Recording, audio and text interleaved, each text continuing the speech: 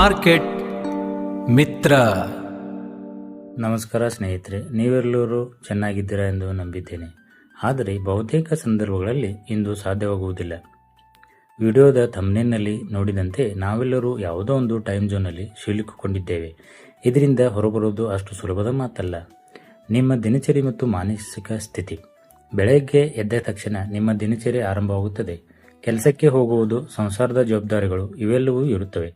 ಆದರೆ ಕೆಲಸಕ್ಕೆ ಹೋದಾಗ ನಿಮ್ಮ ಹಳೆಯ ಸೋಲುಗಳು, ಕಳೆದುಕೊಂಡ ದುಡ್ಡು ಅಥವಾ ಹಳೆಯ ಕಹಿ ಘಟನೆಗಳ ಬಗ್ಗೆಯೇ ಯೋಚಿಸುತ್ತಾ ಕುಳಿತರೆ ಮಾಡುವ ಕೆಲಸದಲ್ಲಿ ಗಮನವಿರುವುದಿಲ್ಲ. ಇದು ನಿಮ್ಮ ಮೊದಲ ದೊಡ್ಡ ನಷ್ಟ. ನಮ್ಮ ಜೀವನ ಇರುವವರೆಗೂ ಸಮಸ್ಯೆಗಳು ಬರುತ್ತಲೇ ಇರುತ್ತವೆ.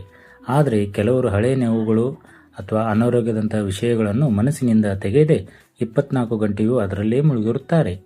ಅಂದರೆ ನೀವು ಇಂದಿನ ದಿನದಲ್ಲಿ ಬದುಕುತ್ತಿಲ್ಲ, ಬದಲಾಗಿ ಹಳೆಯ ಟೈಮ್ ಝೋನ್ನಲ್ಲಿ ಸಿಲುಕಿದ್ದೀರಿ ಎಂದರ್ಥ.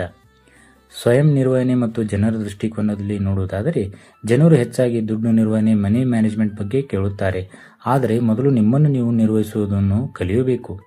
ಕೆಲಸ ಮಾಡುವಾಗ ಮನಸ್ಸಿನಲ್ಲಿ 1000 ವಿಚಾರಗಳಿದ್ದರೆ ನೀವು ದುಡ್ಡು ಸಂಪಾದಿಸುವುದು ಸಾಧ್ಯವಿಲ್ಲ. ಜೀವನದಲ್ಲಿ ಸೋಲಾದಾಗ ಹೆಂಡತಿ, ಪೋಷಕರು ಅಥವಾ ಸಮಾಜ ಏನು ಹೇಳಬಹುದು ಎಂಬ ಭಯವೇ ನಿಮ್ಮನ್ನು ಹೆಚ್ಚು ಕುಗ್ಗಿಸುತ್ತದೆ. ನೀವು ಅವರ ಬಗ್ಗೆ ಯೋಚಿಸುತ್ತಾ ಕುಳಿತರೆ ಅವರು ನಿಮ್ಮನ್ನು ಗೌರವಿಸುವುದಿಲ್ಲ. ನಿಮ್ಮ ಕೆಲಸ ಮತ್ತು ವ್ಯಕ್ತಿತ್ವ ಸರಿಯಾಗಿದ್ದಾಗ ಮಾತ್ರ ಸಮಾಜದಲ್ಲಿ ಗೌರವ ಸಿಗುತ್ತದೆ. ಟೈಮ್ ಝೋನ್ನಿಂದ ಹೊರಬರುವ ಮಾರ್ಗಗಳು.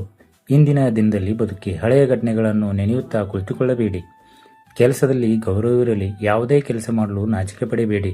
ತರಕಾರಿ ಮಾರುವುದಾಗಲಿ ಅಥವಾ ಚಪ್ಪಲಿ ಹೊಲಿಯುವುದಾಗಲಿ ಅಥವಾ ಮಾಡುವ ಕೆಲಸದ ಮೇಲೆ ಆತ್ಮವಿಶ್ವಾಸವಿರಲಿ. ಆತ್ಮವಿಶ್ವಾಸದಿಂದ ಕೆಲಸವನ್ನು ನಿರ್ವಹಿಸಿ. ನಿಮ್ಮದೇ ಆದ ಝೋನ್ ಸೃಷ್ಟಿಸಿಕೊಳ್ಳಿ. ಯಾರೋ ಕರೆದು ಎಂದು ಹೋಗುವ ಬದಲು ನಿಮ್ಮ ಸಮಯಕ್ಕೆ ಬೆಲೆ ಕೊಡಿ. ನಿಮ್ಮ ಜೀವನದ ನಿಯಮಗಳನ್ನು ನೀವೇ ರೂಪಿಸಿಕೊಳ್ಳಿ. ಸ್ವಯಂ ಸಂತೋಷ. ಬೇರೆಯವರನ್ನು ಮೆಚ್ಚಿಸಲು ಹೋಗುವ ಮೊದಲು ನಿಮ್ಮನ್ನು ನೀವು ಮೆಚ್ಚಿಕೊಳ್ಳಿ ಮತ್ತು ಸಂತೋಷವಾಗಿರಿ. ಈ ಪ್ರಪಂಚದಲ್ಲಿ ಯಾರು ಯಾರಿಗೂ ಸಹಾಯ ಮಾಡುವುದಿಲ್ಲ ಎಂಬ ಕೈ ಸತ್ಯವನ್ನು ಅರಿತುಕೊಳ್ಳಿ. ನಿಮ್ಮ ಶಕ್ತಿಯ ಮೇಲೆ ನೀವು ನಿಂತಾಗ ಮಾತ್ರ ಈ ಟೈಮ್ ಝೋನ್ನಿಂದ ಹೊರಬರಲು ಸಾಧ್ಯ.